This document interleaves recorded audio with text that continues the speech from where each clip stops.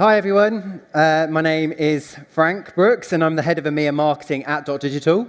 Dotdigital is a cross-channel communication platform which will help deliver personalized experiences at scale. And thank you for that lovely introduction. And I'm really excited to be bringing you this session, which I think is, definitely a bit risque, but I think something that, as a data-driven marketer myself, I feel is really pertinent. So, let me take you back to 2006, where Clive Humby coined the phrase, "Data is the new oil," which was used to describe how data can be valuable. Now, fast forward to 2022, and many organizations have realized the role that processed data can play in gaining a competitive advantage in almost every industry and setting. But there's cost savings involved, product innovations, and some business models wouldn't even work without data. So what am I going to talk to you about? Well, if anyone's seen me talk before, I like to break things down into nice three concise areas. And the three things I'm going to be talking to you about today are data cleansing, data collection, and data consolidation. So data cleansing. Data is like oil in a sense that, like crude oil, data needs to be processed or refined to be valuable. And this is where many organizations struggle. As data becomes more abundant, the demands and expectations your organization has is definitely going to increase. And this puts far more pressure on the people and the technology involved in refining that data, almost to get crude data into usable insights and products. So, data hygiene teams, marketing operations teams often seesaw back and forth on data integrity and data hygiene. Often, they don't have access to the original data to make the changes. Gaining access to that original data can sometimes be absolutely impossible, and painful amounts of time are spent by data teams in doing manual cleansing. And I know us at Dotdigital have done that a fair few times. But where can you start in actually making an impact into your data health? So the first thing is fixing data at the source, fixing it as it comes in. This can be done with technology, or simply just ensuring that your fields are mapping correctly. Newer digital-first companies don't suffer from this in terms of productivity lapse in this space. But if they're focusing on data cleansing as the data's coming in, that's where they'll gain a key advantage. The second part is actually reviewing the data that you're collecting regularly. Are you collecting data that's actually powering your campaigns? Or is your database just cluttered with many, many different data points? The opposite it could also be said, is there more data points you'd be collecting from your customer base?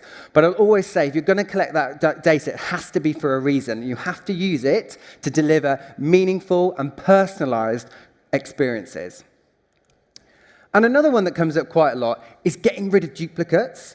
With data coming in, if you're not getting rid of your duplicates, it can be really dangerous to your database health, because if one data point is coming in multiple times, then how does that allow you to know that you've got a really concise and reliable data source? Furthermore, if you are using any predictive technologies, any AI, machine learning, then this will ultimately, with duplicates, is going to affect those results coming out.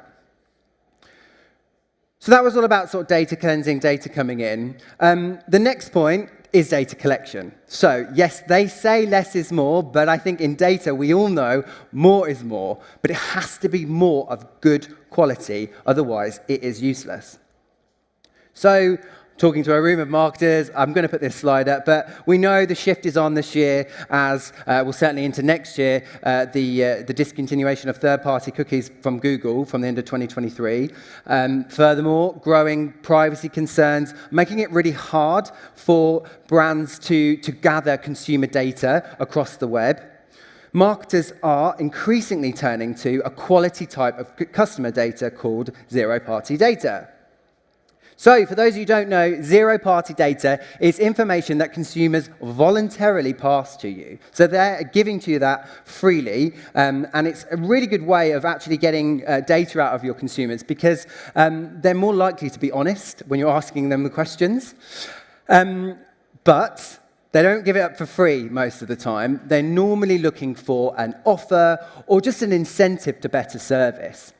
This data does provide more accurate data. I know there's two sides of the coin there, because they generally will tend to be really honest with what they're going to give you. Collecting zero-party data can eliminate the creepy factor. I think we're all in consumers in a place of knowing when a brand has maybe got some information on them. Me as a consumer, I know I have this a lot, and you're thinking, hang on a minute, I didn't quite give that.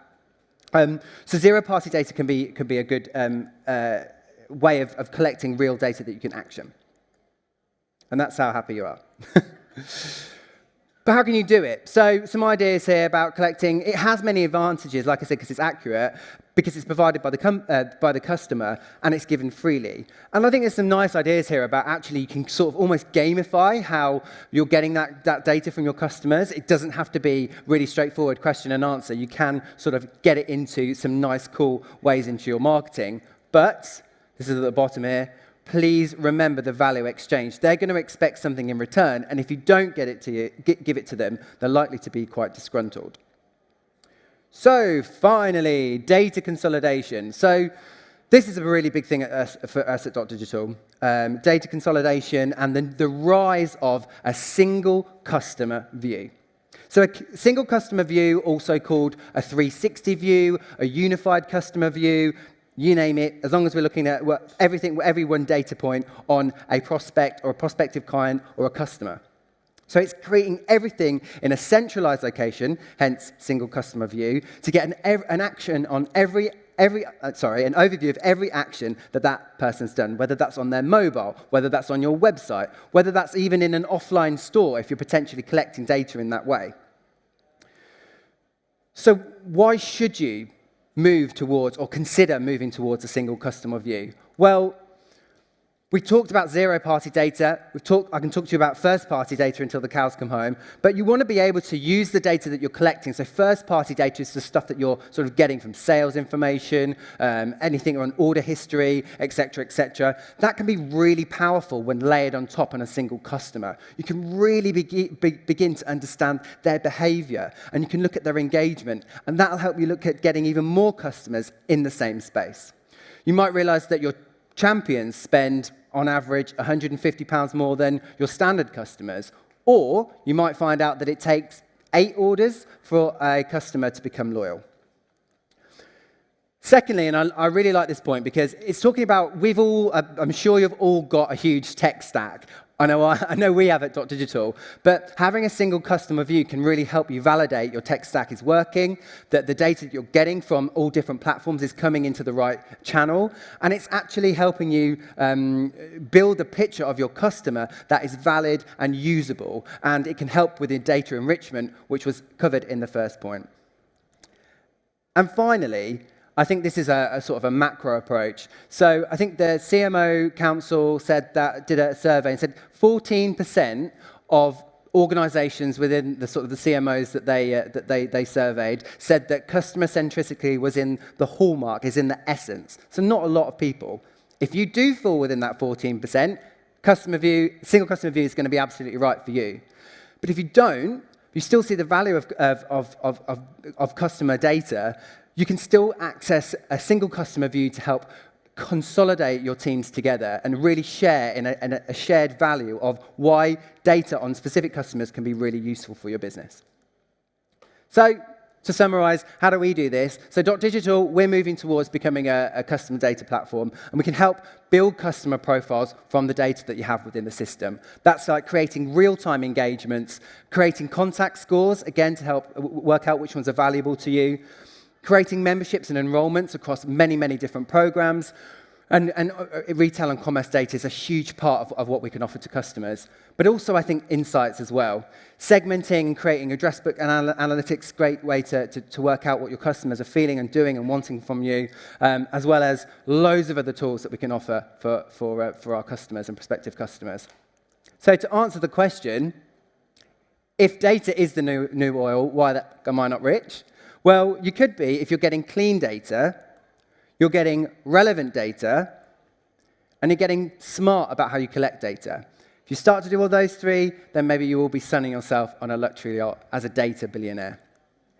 So thank you very much for listening to me today. Please come and visit our stand. We're at the VIP stand number 1. We've actually recreated the pub where Dotdigital was founded 23 years ago, called the Treehouse Pub. So please come over. We've had the original benches where the two founders had their chat. I've had them couried all the way up from Croydon via our London Bridge office, and we'd love to have a drink and tell you all a little bit more about us at Dotdigital. So thank you.